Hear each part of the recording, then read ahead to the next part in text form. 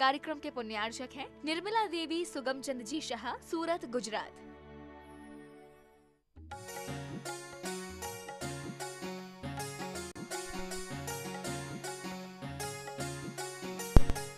सागर महाराज की जय हो। परम पूज्य मुनिवर श्री 108 सुधा सागर जी महाराज की जय हो। इंदौर से श्रीमती पद्मावती जैन की जिज्ञासा है। नमोस्तु महाराज श्री। महाराज जी जिज्ञासा है कि धर्मात्मा कौन है? जो व्यक्ति धार्मिक क्रियाओं तक ही सीमित है या जो दुखी जीवों की मदद करता है उसको धर्मात्मा कहेंगे? कृपया समाधान। अभी प्रातः काल के प्रश्नों में ये सारे रहस्य खुल रहे हैं। धर्मात्मा तो वही है जो धर्म को स्वीकार करे। दुखी लोगों के दुख दूर करने से वो धर्मात्मा नहीं हो गया। एक बहुत बड़ा तस्कर हुआ वीरप्पन, वो डाका डाल करके सारे जंगलों के आदिवासियों के दुख दूर करता था, तो वो धर्मात्मा नहीं हो गया। दुख दूर करना अलग चीज है और धर्म अलग चीज है। हाँ, धर्म का एक अंग है दुखियों को दुख दूर करना। धर्म के 4 अंग होते हैं: प्रसन्न, संवेग, अनुकंपा और आस्तिक। इनमें दुखियों के दुख दूर करना एक पेपर है, लेकिन 3 पेपर और हैं जिसमें समता भाव हो। पहला पेपर तो सबसे बड़ा वो है कि समता भाव।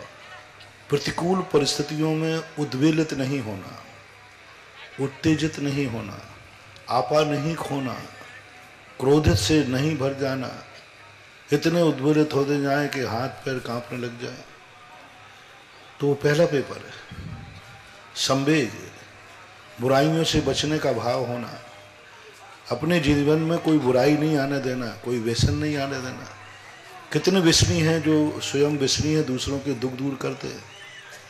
स्वयं व्यसनी है, सब पाप करते, जुआ भी खेलते, शराब भी पीते, सब पाप करते, लेकिन जो दुखियों के दुख दूर करते वे धर्मात्मा नहीं हो गए। तीसरा पेपर है अनुकंपा का। क्लिष्टेषु जीवेषु कृपा परत्वम्। एक बार तीसरा चौथा पेपर है आस्तिक। उसका लक्ष्य क्या है? ये जो दूसरों के दुख दूर कर रहा है उसके पीछे उसका अभिप्राय क्या है, भाव क्या है, क्या चाहता है इसके बदले में? वो ख्याति, पूजा, लाभ क्या चाहता है? एहसान। लोग कभी कभी दूसरे को अपने एहसान के में दबाने के लिए भी उपकार करते हैं। एक दुखियों का दुरुपयोग करता है एक साहूकार। कोई व्यक्ति साहूकार के पास पहुंचा, बोले साहब मैं बहुत संकट में हूँ, मेरा मरीज अस्पताल में भर्ती है, मुझे 1 लाख रुपए चाहिए। उसने दे दिए और उसका दुख दूर हुआ, लेकिन ब्याज नीचे 5 रुपये सैकड़ा मार ले, 5 रुपये सैकड़ा ब्याज। अब दुख दूर तो किया उसने, लेकिन उसके पीछे उसका स्वार्थ था कि व्यापार। इसलिए दुख दूर करना ही मात्र धर्म नहीं हो जाता। धर्म के बहुत सारे अंग होते हैं, उनमें एक पहलू, एक अंग, जैसे अपने शरीर है, आँख, कान, नाक, हाथ, पैर, ऐसे ही धर्म के भी बहुत अंग होते हैं। उनमें से एक अंग अनुकंपा हो सकती है। संपूर्ण धर्मात्मा नहीं हो सकता, उसे धार्मिक क्रिया करना ही पड़ेगी, तभी वो धर्मात्मा की कोटि में आएगा, अन्यथा नहीं। देवली से अंजनी जैन की जिज्ञासा है। महाराज श्री, मंदिर जी के ऊपर जो शिखर रहती है, शिखर के कलश के ऊपर जो ध्वजा लगाई जाती है, और पहले जो कपड़े की ध्वजा लगाते थे, लेकिन अब जो परमानेंट वाली ध्वजा लगाते हैं, तो ये क्यों लगाते हैं? इसका क्या अभिप्राय है और कौन सी ध्वजा लगाना चाहिए? आगम में, शास्त्रों में तो वस्त्र की ही ध्वजा लिखी है जो लहराती हुई हो। चूंकि आज शिखरें ऊंची बनती हैं, ऊपर चढ़ना उतरना रिस्क का कारण हो जाता है, इसलिए लोग तांबे पीतल की ध्वजाएं लगाने लगे। हालांकि ये शास्त्र में कहीं इस प्रकार की ध्वजा का कोई उल्लेख नहीं है। ये व्यवस्था के अंतर्गत लेना चाहिए कि व्यवस्था को देखते हुए इस प्रकार की प्रोसेस अपनाना पड़े। ध्वजा लगाने का अभिप्राय क्या रहता है हमारे? ध्वजा एक बहुत बड़ी चीज होती है, बहुत बड़ी शक्ति होती है, अनेक पर्पस होते हैं। ध्वजा एक संस्कृति का प्रतीक है कि यहाँ क्या है, वो चिन्ह है, पताका है। दूसरा, उस मंदिर की जो एनर्जी होती है वो एनर्जी ध्वजा तक जाती है और ध्वजा से हवा लहराती है। तो उस ध्वजा से टकराकर जो ध्वजा से टकरा करके हवा निकलेगी वह हवा भी उतनी ही पावन हो जाएगी जितना पावन वो मंदिर है, वहाँ की शक्ति है। तो जब ध्वजा लहराएगी तो उससे हवा टकराएगी, वो हवा जहाँ जहाँ तक जाएगी वहाँ वहाँ तक वो कुछ ना कुछ जितने जितने दूर होती जाएगी उसका प्रभाव कम होता जाएगा। तो उस मंदिर की एनर्जी को सारे जगत में फैलाने का एक उपक्रम है ध्वजा। और ध्वजा इस बात का संकेत देती है कि यहाँ पर कौन सी संस्कृति, कौन सा संस्कार है, यहाँ के देश की पहचान क्या है, ये सब। जयपुर से शिखा जैन इनकी जिज्ञासा है, महाराज छायक सम्यक दृष्टि जीव का जन्म उत्तम भोगभूमि में जन्म लेता है या जगन में भी ले सकता है, और भोगभूमि में उत्तम मध्यम जगन के सुखों में क्या अंतर है, कृपया समाधान। उत्तम भोगभूमि में ही जब भी कोई बद्धा है उसके छायक सम्यक दृष्टि जन्म लेगा, नियम से उत्तम भोगभूमि में ही लेगा। उत्तम मध्यम जघन भोगभूमि में अंतर है। वहाँ के भोजन के अंदर में जैसे वो 3 दिन में एक बार उनको भूख क्षुधा रोग लगती है, इनको 2 दिन में लगती है। क्षुधा एक रोग है, भूख एक रोग है, बीमारी है। उनको 3 दिन में 1 दिन की बीमारी आती है, इनको 2 दिन में, जगन में 1 दिन में प्रतिकार करना पड़ता है। इसी प्रकार दूसरा, उम्र इनकी बहुत कम होती है। उत्तम भोगभूमि की 3 पल है, 2 पल मध्यम की, जगन की 1 पल है। तो बहुत अंतर है। एक को 100 साल है, आपको समझाने के लिए, एक की 66 साल है, एक की 33 साल है। तो जिसकी जगन भोगभूमि है उसकी 66 से अगर कम हो गया है तो इस प्रकार का अंतर होता है। उच्छेद में भी अंतर होता है। वहाँ के मनुष्यों की उच्छेद 3 कोस के होते हैं, मध्यम के 2 कोस के और जगन के 1 कोस के। इतने लंबे शरीर होते हैं। ऐसा। जयपुर से रमेश जैन इनकी जिज्ञासा है, महाराज श्री नमोस्तु। महाराज जी, आवादा काल किसे कहते हैं और ये किस कर्म का कितना आवादा काल होता है, कृपया समाधान। आवादा काल का अर्थ होता है कोई भी क्रिया को किस समय शुरू करना। किसी व्यक्ति ने यदि कर्म का बंध किया है तो जघन से जघन कम से कम कितनी देर बाद उसका फल मिलेगा, उसके लिए टाइम क्या लगेगा, तो उस फल को देख करके निर्णय किया जाता है कि आवादा काल है। फिर उस आवादा काल कम से कम 1 आवली प्रमाण, जितना 1 उंगली को अपन दूसरी उंगली से राउंड लेने में तीव्र गति से समय लगता है, कम से कम 1 आवली काल तो लगता ही है। प्रत्येक कर्मों के आवादा काल अलग अलग होते हैं। 1 कोड़ा कोड़ी सागर वर्ष पर 1000 वर्ष की आवादा काल पड़ती है बंध के समय। जैसे 70 कोड़ा कोड़ी का मिथ्यात्व का बंध है तो 7000, 30 कोड़ा कोड़ी का बंध है तो 3000। 1 कोड़ा कोड़ी वर्ष पर 1000 वर्ष की आवादा काल बनती। यानी किसी ने 1 कोड़ा कोड़ी सागर वर्ष का बंध किया आज, तो अब यदि विधिवत रूप से वो निषेक उदय में आएंगे तो 1000 वर्ष के बाद उदय में आएंगे। कर्म आज किया है लेकिन उसका कर्म का फल 1000 वर्ष बाद मिलेगा यदि उदीर्णा नहीं की है तो। अब 1000 वर्ष और 1 कोड़ा कोड़ी सागर वर्ष के कम जो कर्मों का बंध करता है उन सब की आवादा काल 1 अंतर मुहूर्त रहती है, ऐसा मानो। इंदौर से प्रियम लवीजन इनकी जिज्ञासा है, नमस्ते गुरुदेव। महाराज श्री, आधुनिकता के नाम पर कुछ लोग धर्म को अपनी सुविधा से करना चाहते हैं और फल मनमाफिक मानना चाहते हैं। ऐसे में यदि उनको अपेक्षित परिणाम नहीं मिल पा रहे हैं तो ये धर्म को बदनाम करते हैं। ऐसी प्रवृत्ति किस प्रकार ठीक है और भविष्य में ऐसे लोगों का क्या होगा, कृपया हमारे। अज्ञानी लोग हमसे सुविधा के पाप छोड़ना नहीं चाहते लेकिन पाप का फल नहीं चाहते। धर्म करना नहीं चाहते, धर्म का फल चाहते। इसी का नाम तो जुआ है। जुआरी क्या करता है, मेहनत नहीं करना चाहता, पांसे फेंक करके रुपया चाहता है, वो रुपया उसको फलता नहीं। ऐसे ही धर्म क्षेत्र में लोग कुछ नहीं करना चाहते, अच्छा आचरण नहीं करेंगे, अच्छे आचार विचार नहीं रखेंगे, बस भगवान को श्रीफल चढ़ाया, भगवान मेरा बेड़ा पार कर देना, भगवान तुम्हारे बाप का नौकर है जो कर दे। ऐसा मानते हैं कि जैसे बिल्कुल अरे पाप तो छोड़ो, कम से कम आचरण तो छोड़ते, आचरण तो सुधारते नहीं। सब प्रकार के पाप कर रहे हैं और भगवान से चाहते हैं कि भगवान मेरे अच्छे काम कर दें, नहीं होने वाला। जो व्यर्थ का, जितने भी लोग आप देखना बिना मेहनत का जो पैसा चाहते हैं, दूसरे से पैसा को ब्लैकमेलिंग करना चाहते हैं, इनके पैसे फलते नहीं। इनके बाल बच्चे हमेशा अंधे, लूले, लंगड़े कैसे ही होते, क्योंकि ये जुआ का पैसा है, मेहनत का पैसा नहीं है। अक्सर कर मैंने देखे जितने जुआरी होते हैं, जितने ये पांसे फेंकने वाले होते हैं, जितने स्मगलर होते हैं, स्मगलर भी होते हैं, इनके परिवारों में कोई ना कोई दुखी रहता है, परेशान रहता है। इनका मरण बहुत बुरी तरह होता है। जितने ये स्मगलर हैं, वादे के सौदे करते हैं, 2 नंबर का पैसा कमाते हैं, दुनिया को मूर्ख बनाते हैं, इनका पाप कहीं ना कहीं से फूटता है।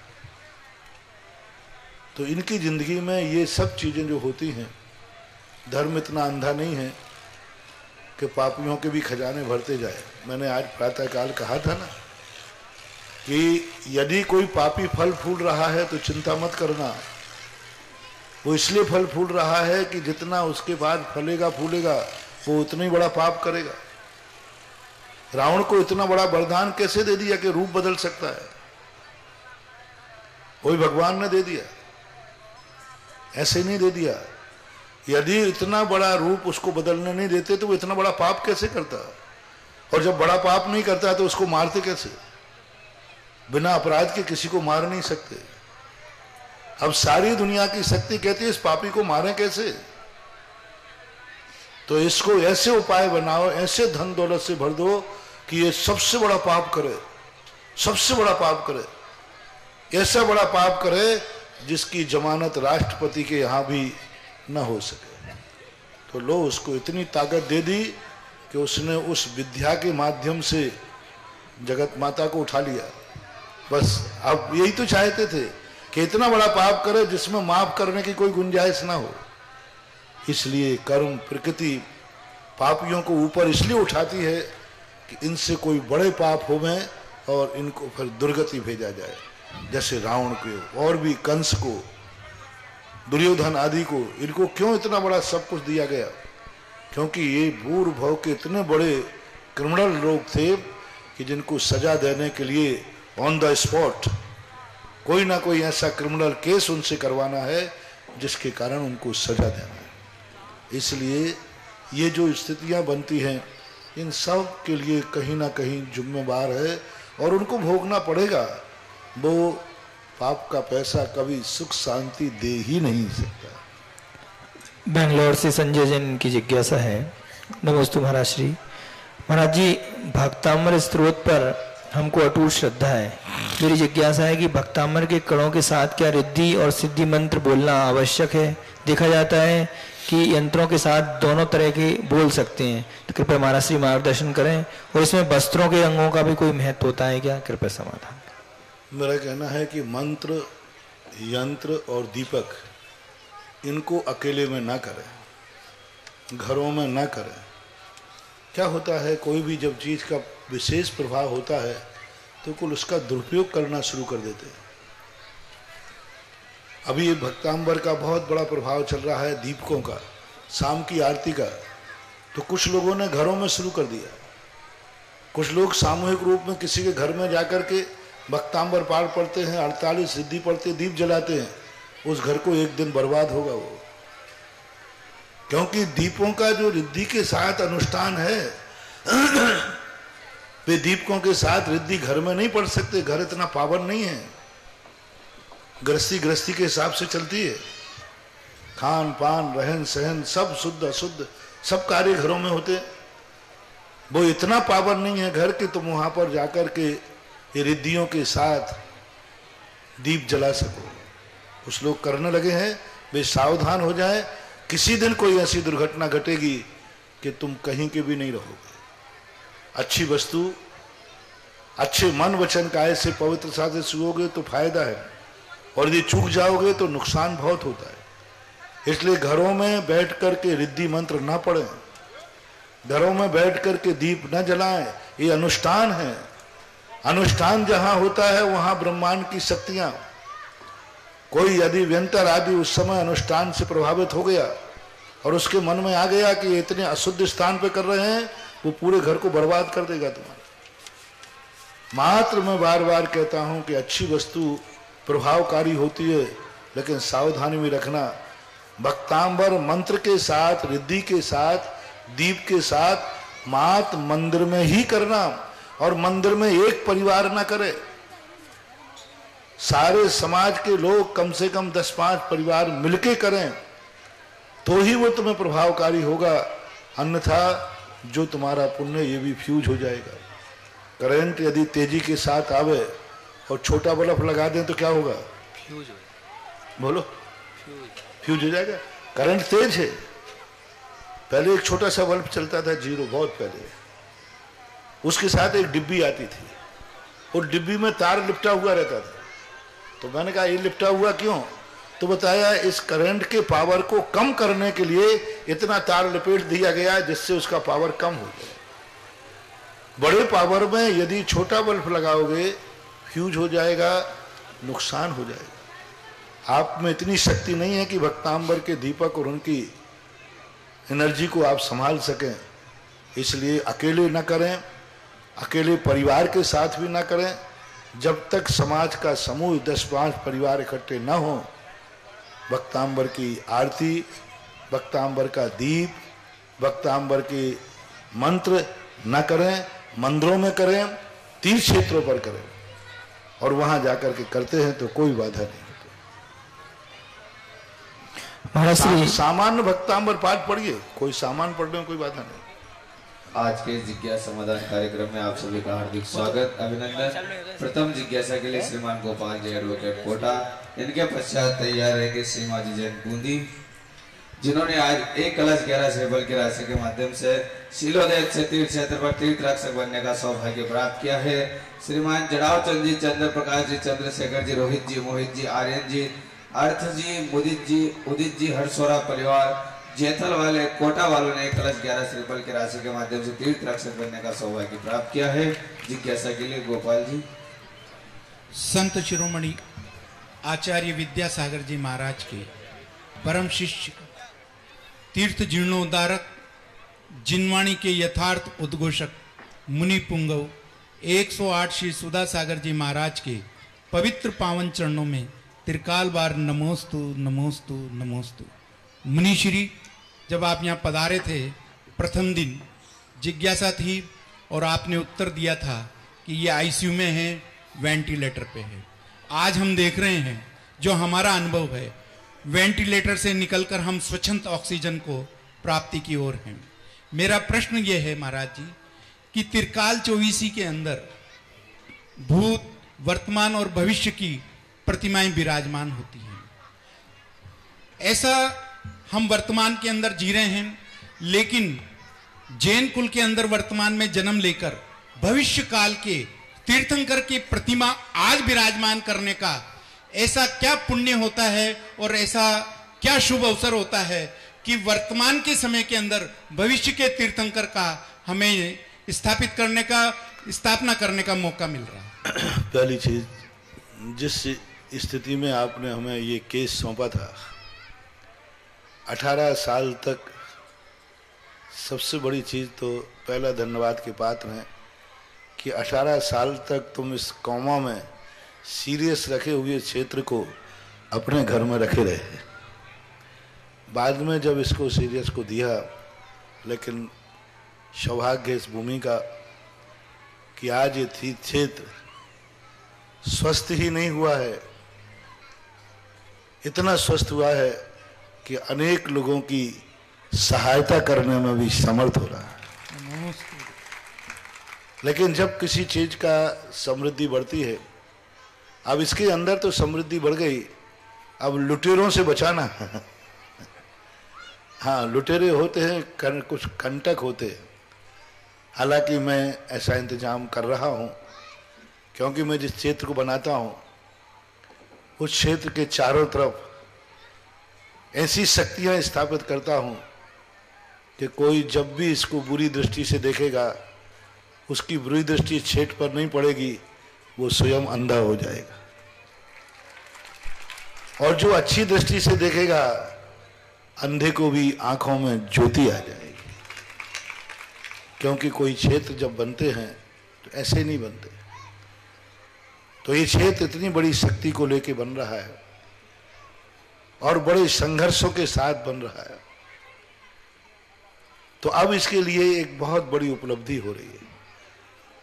जो जो व्यक्ति, चाहे वो सिलोर के हों अथवा आसपास के हों, जो भी व्यक्ति श्रद्धा से भरेंगे, जो व्यक्ति ये मानेंगे कि अभाग्य है कि हमारे नगर में इतना बड़ा तीर्थ क्षेत्र बना, वे फलेंगे फूलेंगे। ये क्षेत्र उनको इतनी एनर्जी देगा कि वे अपने घर बैठे भी यहाँ के भगवान का स्मरण करेंगे तो वह उनके लिए नियम से कोई ना कोई एनर्जी देगा। और जो इसके ऊपर बुरी दृष्टि बढ़ेंगे, उनके जीवन में ऐसी दुर्घटना घटेगी कि शायद, मैंने बहुत सारे स्थानों पर ऐसी देखी, बहुत सारे स्थानों, जिन्होंने बुरी दृष्टि किए किसी पर, धीरे धीरे करके आज ऐसे बर्बाद हो गए कि उनके घर में पानी देने वाला भी नहीं बचा। इसलिए यह क्षेत्र ऐसा दीपक बन के आ रहा है, जो सावधानी से पकड़ेगा उसे प्रकाश देगा, और जो थोड़ी सा चूक जाएगा उसे जला के भस्म भी कर देगा। दीपक है, प्रकाश भी देता है, चूक जाओ तो भभक भी जाता है।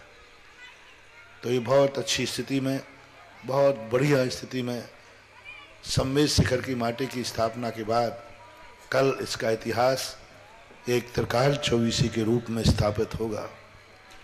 और इसके अंदर जो हीरीम शिलाएं रखी जा रही हैं, वे आपकी डिक्स होगी। जैसे आप लोगों का केबल कनेक्शन होता ना, तो कनेक्ट इसी प्रकार से यहाँ पे जो हीरीम और पंच बीजाक्षरों की शिलाएं कल स्थापित करेंगे, उनके लिए ये डिक्स होगी, केबल होगी।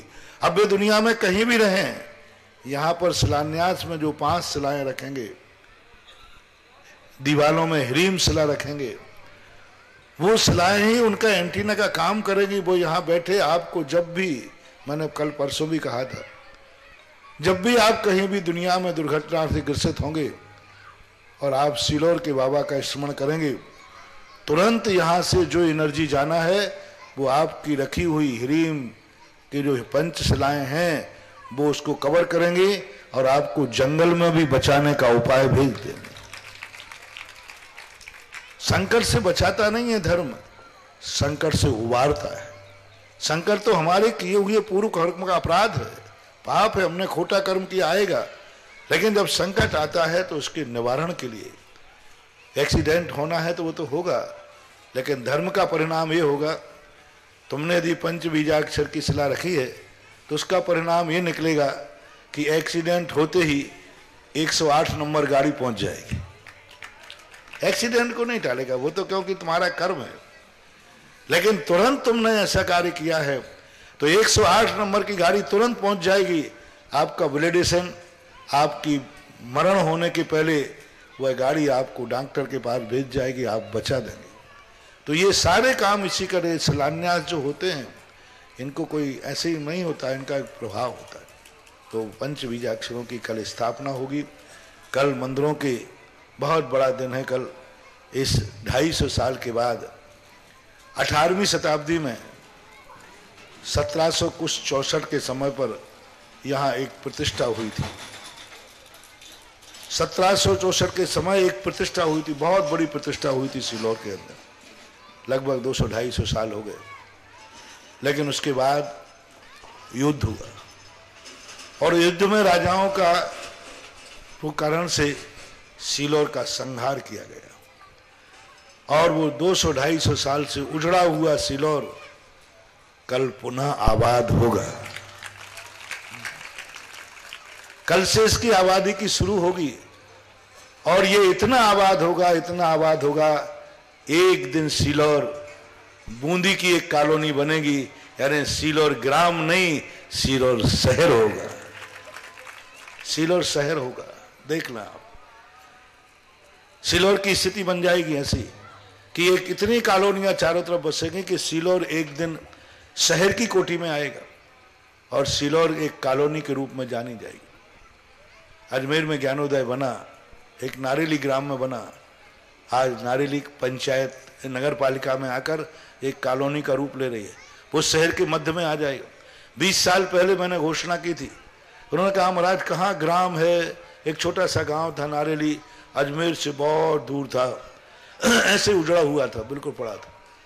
आज वो एक शहर के मध्य में आकर और एक बहुत बड़ी अपनी शक्ति दे रहा है। बहुत सारे स्थानों की यही स्थितियां थी। इसी प्रकार ये सीलोर जो कल शिलान्यास इस मंदिर का होगा, 250 साल से उजड़ी हुई शिला को स्थापित किया जाएगा और फिर इसका चहुमुखी विकास पूरे नगर का, मंदिर का, अच्छे लोगों का होगा। और बुरे लोगों को ये भी ध्यान रखना, ये क्षेत्र बुरे लोगों का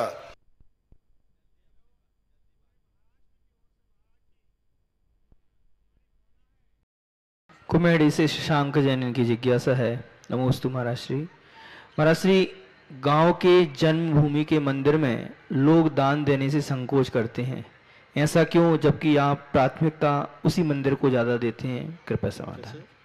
गांव के मंदिर में दान देने में लोग संकोच करते हैं, जिसका जन्म हुआ है, जन्म हुआ है, यहाँ जन्म हुआ है, इस मंदिर में दान नहीं देते लोग, किसी और के रहने। नहीं, गांव के मंदिर में दान तो देते हैं, ऐसी बात नहीं है। अब वही बात, ये एक बात है कि उसका उपयोग था। मैंने देखा दान देने वाला व्यक्ति ये देखता है कि मेरे द्वारा जो दान दिया जाएगा उसका कितना लोग उपयोग करेंगे, और उस उपयोग के ऊपर है। जहां 2 लोग दर्शन करते हैं वहां दान देने में वो कहेगा इतनी पुण्य मिलेगा, अधिक से अधिक। जैसे अभी सीलोर के अंदर कोई भी दान देना क्यों नहीं चाहता था, यहां दान देके क्या करेंगे, कितने लोगों को लाभ मिलेगा? कुछ नहीं। अब देखो जो दान दे रहे हैं, अब सारे भारत के तीर्थयात्रियों को मिलेगा। अब इनका दान सफल होगा, क्योंकि तीर्थयात्रियों की श्रृंखला अब ऐसी बनेगी कि निरंतर प्रतिदिन आएंगे। तो हमेशा दान देने वाला व्यक्ति ये सोचता है मेरे तीर्थंकर के समूषण में जाने का रिजर्वेशन हो गया। अतीत के तीर्थंकर तो हो चुके, अब उनसे हमें क्या मिलेगा। वर्तमान के तीर्थंकर हो चुके, लेकिन भावी तीर्थंकर होना है, वो हमसे मिल सकते हैं, वो अभी संसार में है। हमने उनकी मूर्ति बैठा लेंगे, हो सकता है हमारी श्रद्धा उन तीर्थंकरों से संसार में मिलन करा दे, क्योंकि अभी वो दुनिया में हैं और एक बार दुनिया में अवतार लेंगे। और यदि हमने श्रद्धा से त्रिकाल चौबीसी बैठा ली है तो निश्चित समझना एक दिन उन आने वाली भावी चौबीसी में उस समूषण में तुम बैठे होगे जहां भगवान बैठे होंगे। हो सकता है भगवान के समूषण में तुम गणधर बन जाओ, हो सकता है कि भगवान के समूषण में जाकर के तुम खुद ऐसा विदेह क्षेत्र की तीर्थंकर प्रकृति का बंद कर लो। अतीत के तीर्थंकरों से अब हमारे लिए कुछ मिलने वाला नहीं है, वो तो हो चुके। लेकिन भावी तीर्थंकर का समूषण हमें मिलेगा, उनके चरणों में बैठकर हम छायक सम्यक दर्शन प्राप्त कर सकते, तीर्थंकर प्रकृति का बंद कर सकते, बहुत बड़ी उपलब्धियां हो सकती। तो अपन भावी तीर्थंकरों को विराजमान करने का इसलिए भी महत्व है क्योंकि हमें भी संसार में रहना है, वे भी संसार में है, और जो त्रिकाल चौबीसी का मंदिर बना रहा है। इसलिए आपने देखा होगा मैं जहां भी विशेष रूप से करता हूं त्रिकाल चौबीसी ही करता हूं, क्योंकि मुझे तो भूत और वर्तमान के तो निपट चुके, हमें तो भविष्य वालों से मिलना है, हमें भी छायक सम्यक दर्शन प्राप्त करना है। तो छायक सम्यक दर्शन तो हमें भावी तीर्थंकरों से ही मिलने वाला है, उन्हीं के पाद मूल में मिलेगा। इसलिए त्रिकाल चौबीसी की स्थापना का, भावी तीर्थंकर की स्थापना का धार्मिक, मनोवैज्ञानिक और स्वयं की जिंदगी से बहुत इसका संबंध रखता है। बहुत बड़ा नमोस्तु गुरु। महानुभाव, हम बहुत सौभाग्यशाली है कि हमें इस युग में जन्म लेने को मिला, और महानुभाव उससे भी ज्यादा सौभाग्यशाली है कि ऐसे गुरुदेव का हमें सानिध्य प्राप्त हुआ। महानुभाव सानिध्य प्राप्त हुआ और हमें ऐसा सौभाग्य प्राप्त हो रहा है कि एक साथ तीन काल के भगवान विराजमान करने का सौभाग्य हमको प्राप्त हो रहा है। जिनके भी भाव बने शीलोदय अच्छे तीर्थ क्षेत्र में परम पूज्य गुरुदेव की विशेष अनुकंपा से यहाँ पर जो भव्य त्रिकाल चौबीसी का जो यहाँ पर निर्माण किया जा रहा है, जिसमें एक जिनालय जो भी अपने परिवार की तरफ से यहाँ पर बनाना चाहते हैं 21 कलश की राशि के माध्यम से आप उसका सौभाग्य प्राप्त कर सकते हैं। कुछ नाम हमारे पास आ चुके हैं, लगभग 16-17 नाम हमारे पास हो चुके हैं, कुछ ही नाम अवशेष बचे हैं। जिनके भी भाव बने 21 कलश की राशि के माध्यम से आप अपने परिवार की तरफ से एक जिनालय यहाँ पर विराजमान कर सकते हैं। जिज्ञासा के लिए सीमा जी जैन, इनके पश्चात तैयार रहेंगे अपिक जी जैन, जिन्होंने अपने परिवार की तरफ से इस प्रकार की भावना भाई कि गुरुदेव हम इस जन्म में तो मंदिर बनाने में समर्थ नहीं है, किंतु जो आपके आशीर्वाद से यहाँ पर मंदिर बन रहा है उस मंदिर में हम शिला विराजमान करके पुण्यार्जन करना चाहते हैं। 21,000 रुपए की राशि के साथ जिन्होंने पंच परमेष्टि वाचक पंचशिला विराजमान करने में अपनी स्वीकृति प्रदान की है। अनिल जी, सीमा जी, मोहित जी, पारुल जी, सुभाग जी, युवान जी जैन सह परिवार राजौरी गार्डन नई दिल्ली वालों ने गुप्त दान में प्रताप नगर जयपुर से भी पंच परमेष्टि वाचक पंचशिला विराजमान करने में हमें स्वीकृति प्राप्त हुई है। साथ ही Sneh ji Jain, wife of SK Jain, Piyush Jain, Bhavna Jain, Arham Jain, Sonipat Haryana वालों ने भी अपनी स्वीकृति प्रेषित की है। सीमा जी जैन, अक्षय जी जैन, अपूर्वी जी जैन दिल्ली वालों ने भी पंच परमेष्टि वाचक शिला विराजमान करने में अपनी स्वीकृति प्रेषित की है। और भी जिनके भाव बने महानुभाव 21,000 रुपए की राशि के माध्यम से आप पंच परमेष्टि शिला विराजमान करने का सौभाग्य प्राप्त कर सकते हैं। जिज्ञासा के लिए सीमा जी जैन। महाराज जी के श्री चरणों में नमोस्तु नमोस्तु नमोस्तु। महाराज जी, मेरा प्रश्न एक पहेली के रूप में है, जो कि मेरी ही नहीं मेरे कहीं चिर परिचितों की समस्या है।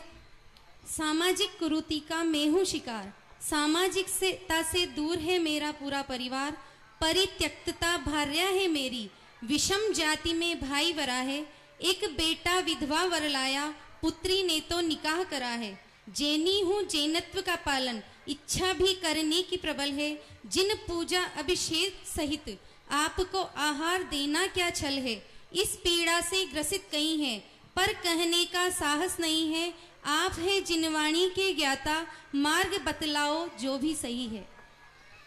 इस संबंध में सबसे बड़ी बात होती है कि व्यक्ति सामाजिक कुरीतियों से इसलिए प्रभावित हो जाता है कि उसमें वह सोच नहीं पाता। जैसे एक पतंगा होता है, पतंगे के सामने जब हैलोजन लगता है तो उस हैलोजन की चकाचौंध में इतना अंधा हो जाता है कि उसके निकट जाता है, वो भूल जाता है और अपनी जिंदगी खराब समाप्त कर लेता है। आज जितनी भी सामाजिक कुरीतियों से लोग उलझ रहे हैं वो पतंगे के समान अपनी जिंदगी नष्ट करके जब तक पंखे जल चुकते हैं फिर तड़पने से कुछ नहीं होने वाला। आज हर व्यक्ति जिन सामाजिक कुरीतियों से प्रभावित हो रहा है उससे वो स्वयं दुखी होता है, और जो धर्म आदि क्रियाएं करके अपने आप को शुद्ध करने की चेष्टा करता है, ऐसी धर्म क्रिया कोई नहीं है जो पापी को शुद्ध कर दे।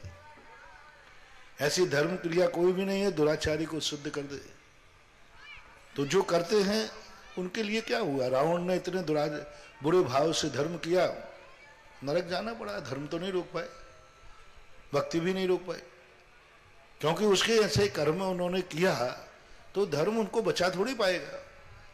धर्म का अर्थ होता है कि वह अपने मन वचन काय से उस सत्य को स्वीकार करे। सबसे पहला तो यह निर्णय होना चाहिए, चाहे तुम आचरण कर पाओ या ना कर पाओ, लेकिन कम से कम सत्य से वाकिफ तो हो, सत्य का ज्ञान तो हो कि सत्य यह है, मैं जो कर रहा हूं गलत है। इतना भी यदि ज्ञान हो जाता है तो भी जैन दर्शन उसे क्षम्य करता है। अविरत सम्यक दृष्टि इसे ही कहते हैं। अविरत सम्यक दृष्टि क्या है? पंच पापों को वो छोड़ता नहीं है, लेकिन उन पापों को पाप कहता है, गलत है, लेकिन मैं इसको छोड़ने में समर्थ नहीं हूं और मुझे यह कार्य नहीं करना चाहिए, लेकिन मैं कर रहा हूं क्योंकि मैं अपने आप की इसको कमजोरी मानता हूं। लेकिन जो इसको कमजोरी नहीं मान करके सही मानते हैं फिर उनका कल्याण नहीं होता। अब समाज में तुमने सारे प्रश्न से युक्ति में किए हैं, इन्हीं के लिए तो हम प्रवचन दे रहे हैं, इन्हीं के लिए तो जैनाचार्यों ने षड आवश्यक रखे। जो व्यक्ति देव पूजा, गुरु पास्ति, स्वाध्याय, संयम, तपः, दानम चेति ग्रस्तानाम षट कर्माणि दिने दिने, ये 6 कर्मों को करता है वह व्यक्ति इस प्रकार की कुरीतियों में नहीं उलझता, वो सत्य को प्राप्त कर लेता है।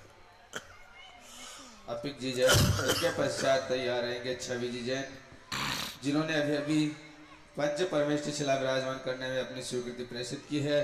वीरेंद्र कुमार जी, वैभव जी, माला जी, आकांक्षा जी, मयंक जी जैन सह परिवार कानपुर वालों ने पंच परमेष्टि शिला, साथ ही राजेश जी जैन, नीतू जी जैन, मनैया, तनिष्क जी जैन, इंदौर वालों ने भी पंच परमेष्टि शिला 21,000 रुपये की राशि के साथ विराजमान करने में अपनी स्वीकृति प्रेषित की है। जिज्ञासा के लिए अपिक जी जैन। नमोस्तु महाराज जी, नमोस्तु नमोस्तु नमोस्तु महाराज जी। ये जिज्ञासा मेरी नानी की है। मेरी नानी सिलोर के ही है। उनके सपने में आया आदिनाथ भगवान की प्रतिमा के नीचे एक चैतालय है। चैतालय के अंदर नीले रंग की प्रतिमा है, वहाँ दीपक जला है। वो सही है या गलत, समाधान कीजिए। वो नानी को ही भेज दो, वही निकाले, मैं दर्शन करूंगा।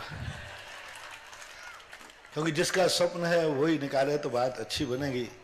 देखो चांदनपुर में महावीर जी में, वहां पर जिसको स्वप्न आया था उसी ने भगवान को निकाला था, और पदमपुरा में जिसको स्वप्न आया था उसी ने निकाला। चांदखेड़ी में मुझे स्वप्न आया था, मैंने निकाला। शांगानेर में मुझे स्वप्न आया, चौथे तल से मैं मूर्ति लाया। अब नानी को स्वप्न आया तो नानी ही निकाले। जिस दिन मुझे स्वप्न आ जाएगा मैं निकालूंगा, पक्का है। अभी तक मुझे तो स्वप्न आया नहीं, और मुझे जिस दिन स्वप्न आ जाएगा, क्योंकि मेरे पास मेरा स्वप्न आज तक कभी मुझे निरर्थक स्वप्न आते ही नहीं। जब भी मुझे कोई स्वप्न आया, चाहे अच्छा हो या बुरा हो, उसका फल जरूर होता है, नियम से होता है। जिस दिन मैं यहां आया उसी दिन मुझे एक स्वप्न आया था, और उसका फल था संघर्ष होगा लेकिन सफलता मिलेगी। कई बार हम लोग साधु लोग हैं, अपनी अंतरंग साधना को बताते नहीं, पर जब भी स्वप्न आता है, कोई भी स्वप्न आए, आज तक स्वप्न कभी आते ही नहीं, और आया है तो कभी निरर्थक नहीं होता, वो कोई ना कोई फल बताता है। तो मैं या तो नानी से कहें कि जिसने उसने स्वप्न दिया वो स्वप्न मुझे ट्रांसफर करे, और फिर मैं अपने स्वप्न के अनुसार गया। अभी जिसको आया है वो निकाले।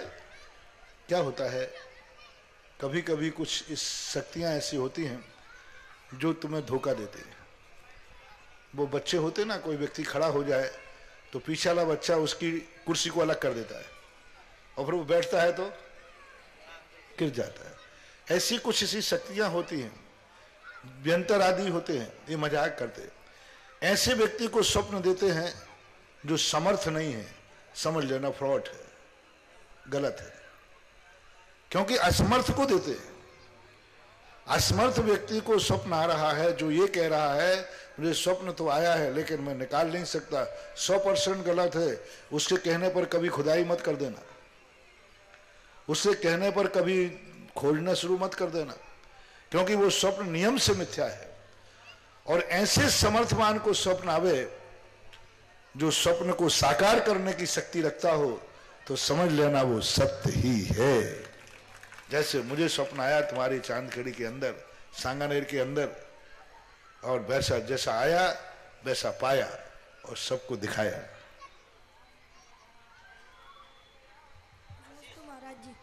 चलिए इनके पश्चात जिज्ञासा करेंगे मुक्ता जी जैन। इनके पश्चात तैयार रहेंगे राजेंद्र जी जैन दमोह। हे गुरुदेव, नमोस्तु नमोस्तु नमोस्तु। मेरी यह जिज्ञासा है कि त्रिकाल चौबीसी में वर्तमान चौबीसी की पूजा आराधना क्यों की जाती है, भूत और भविष्य की क्यों नहीं? करने में कोई बाधा नहीं। त्रिकाल चौबीसी की पूजाएं होती हैं, शास्त्रों में होती हैं।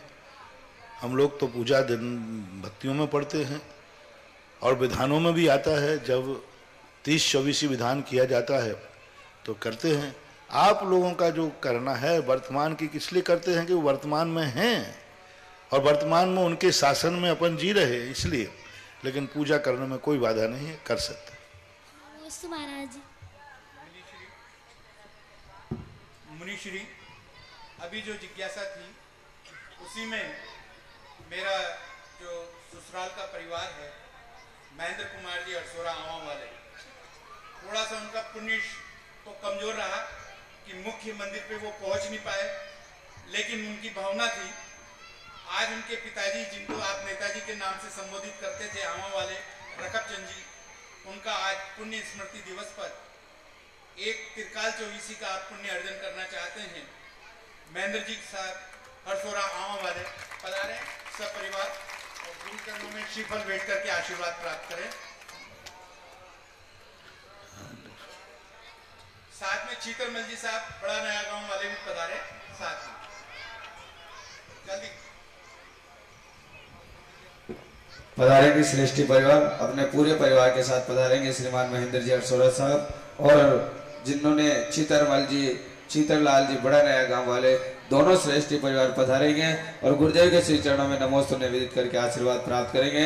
शिलोदी अच्छे तीर्थ क्षेत्र कमेटी इनका स्वागत सत्कार करेंगे। जिज्ञासा के लिए मुक्ता जी जैन, इससे पूर्व जिन्होंने पंच परमेष्टि शिला विराजमान करने में अपनी स्वीकृति प्रेषित की है, मंजू जी, प्रमोद जी, जयेश जी जैन, महेश नगर इंदौर वालों ने पंच परमेष्टि शिला और एक रीढ़ शिला विराजमान करने में अपनी स्वीकृति प्रेषित की है।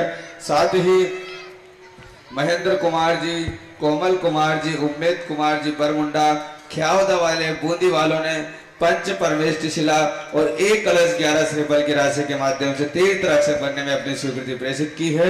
जिज्ञासा के लिए मुक्ता जी जैन। परम पूज्य गुरुवर सुधा सागर जी महाराज के चरणों में मेरा त्रिबार नमोस्तु नमोस्तु नमोस्तु।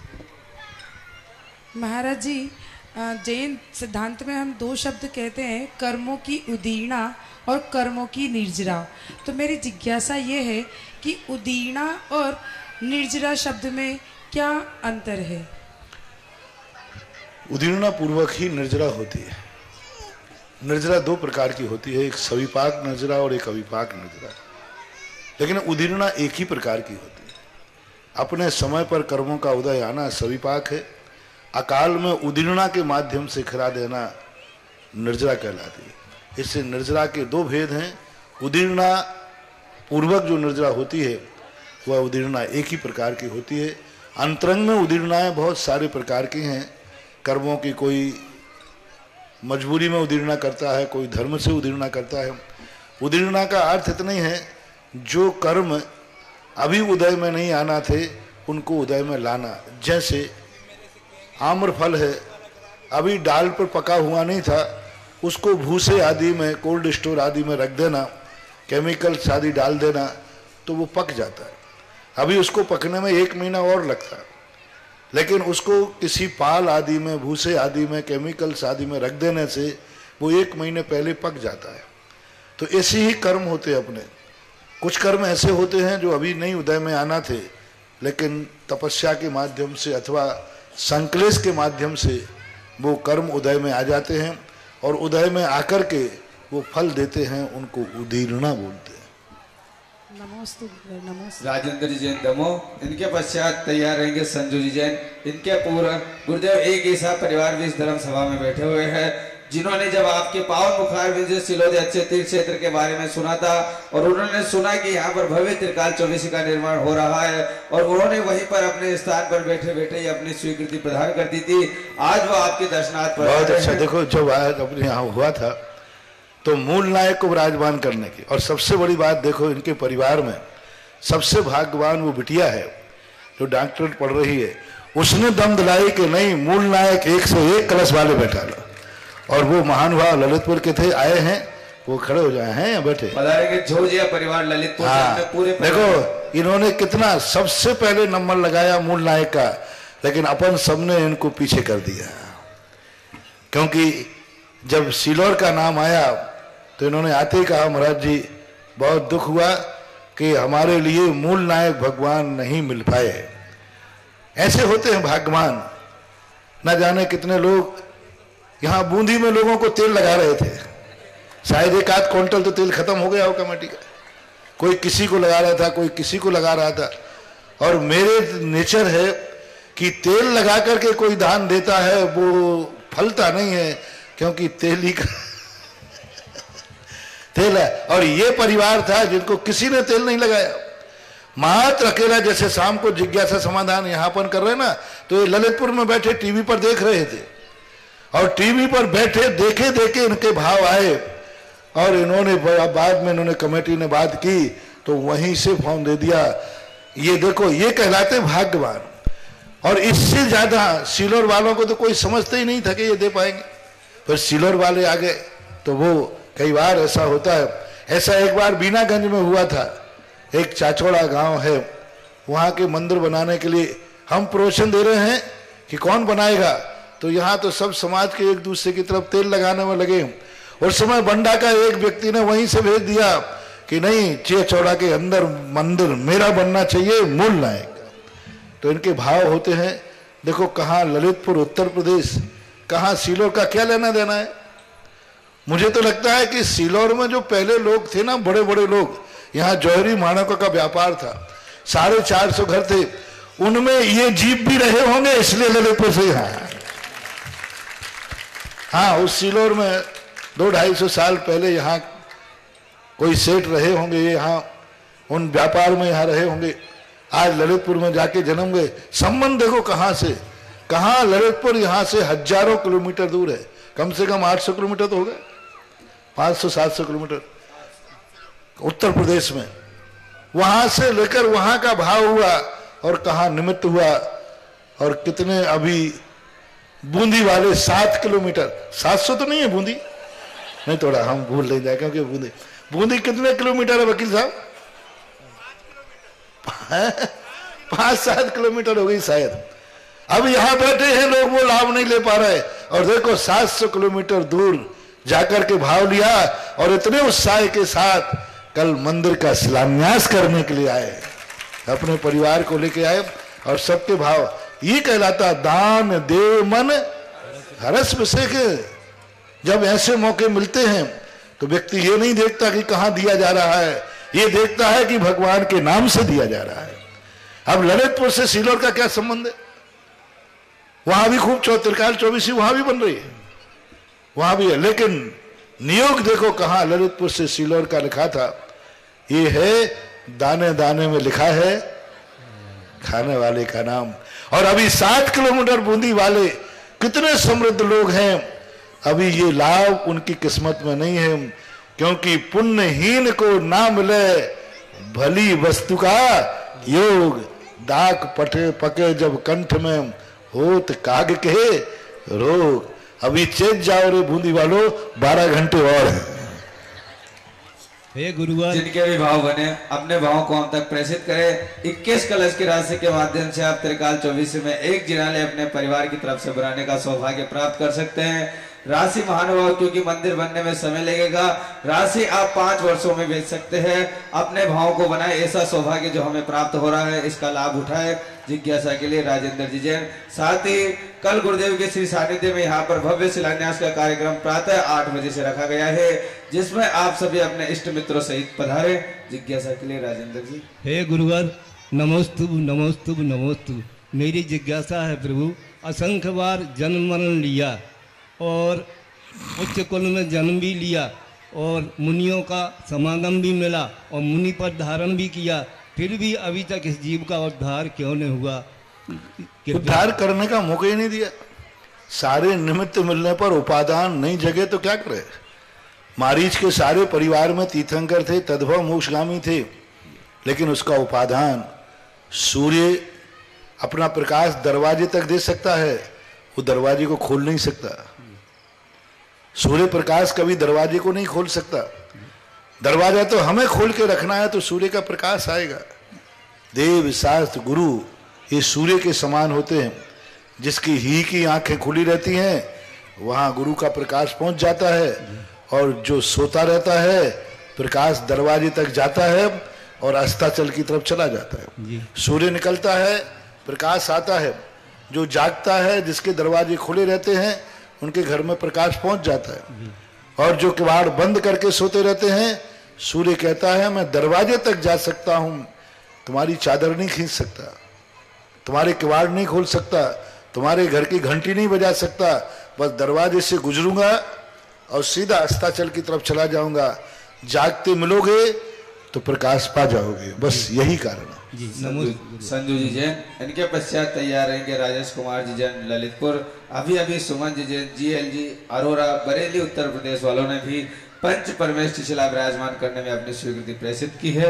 जिज्ञासा के लिए संजू जी जैन, जिन्होंने अपने परिवार की तरफ से रीम शिला विराजमान करने में 5100 रुपये की राशि के साथ स्वीकृति प्रेषित की है।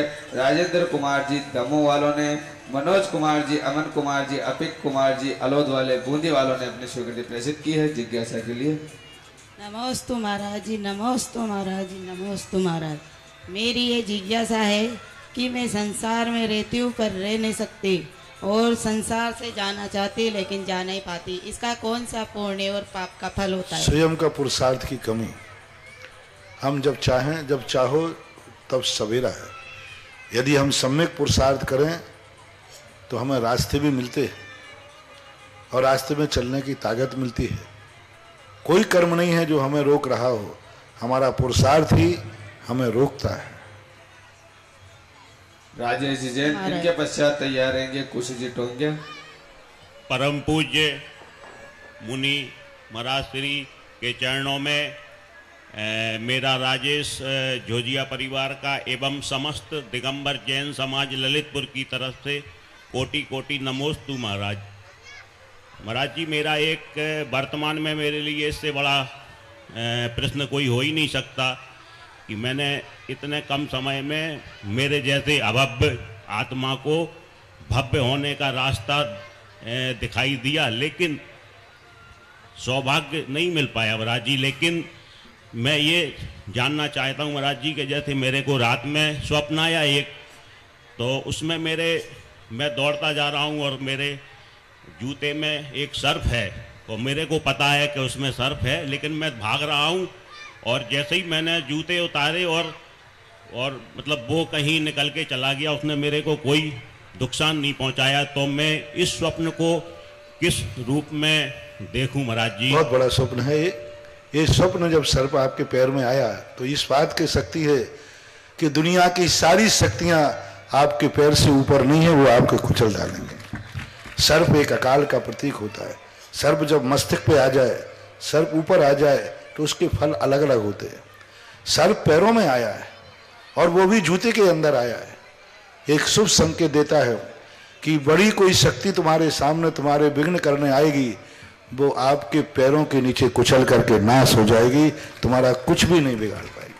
क्योंकि जूते के अंदर सर्प होना और वो तुम पैर जूते का पहनना, ये स्वप्न का एक बहुत बड़ा, यानी कोई ऐसी शक्तियां तो आएगी कोई जो तुम्हारे लिए कुछ परेशान करेगी, लेकिन वह शक्ति का हाल यही होगा कि वो तुम्हारे जूते के पैर के नीचे कुचल करके नष्ट हो जाएगी।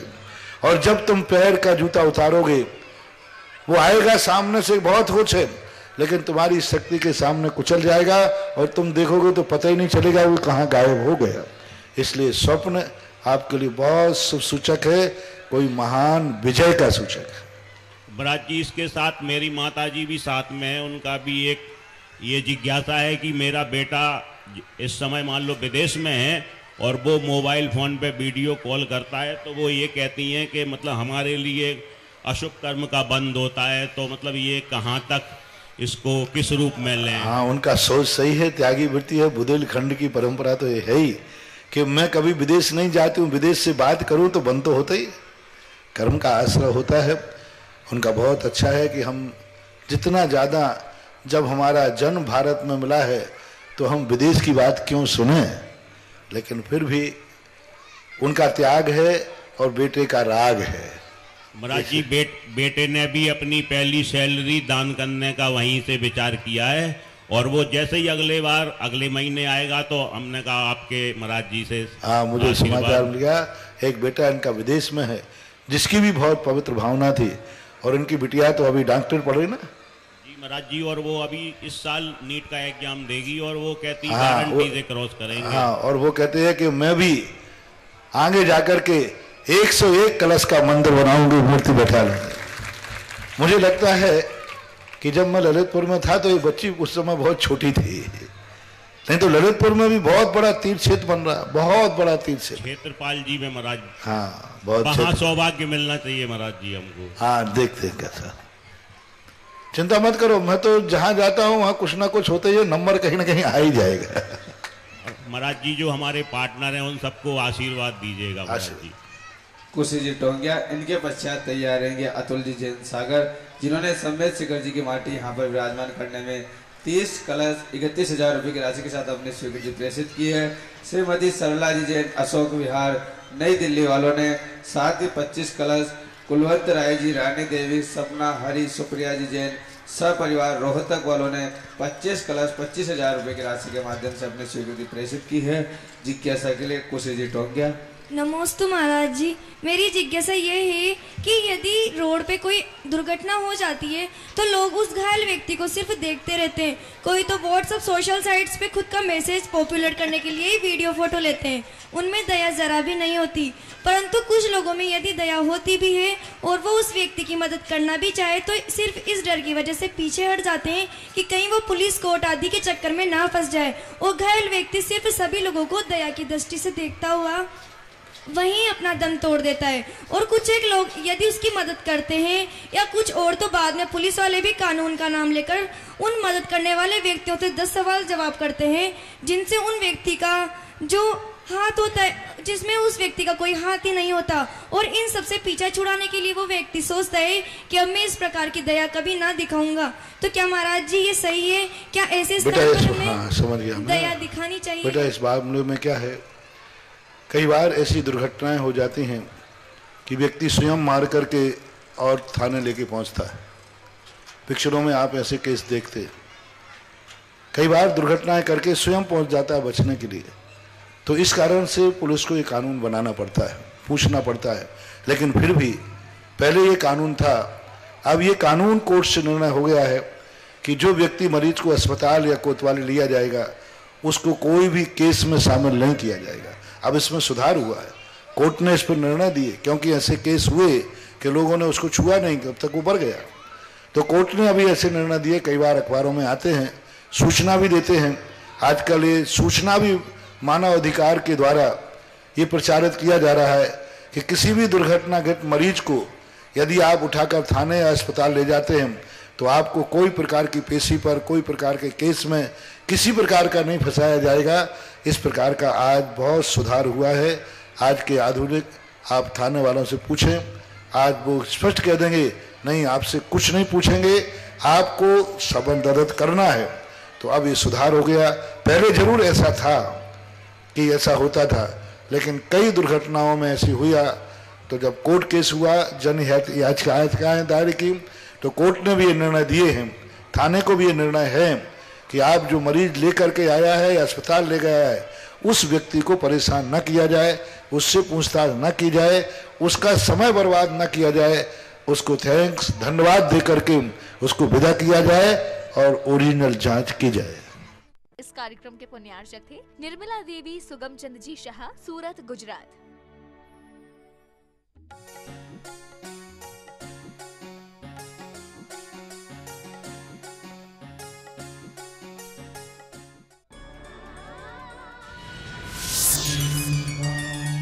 संत शिरोमणि आचार्य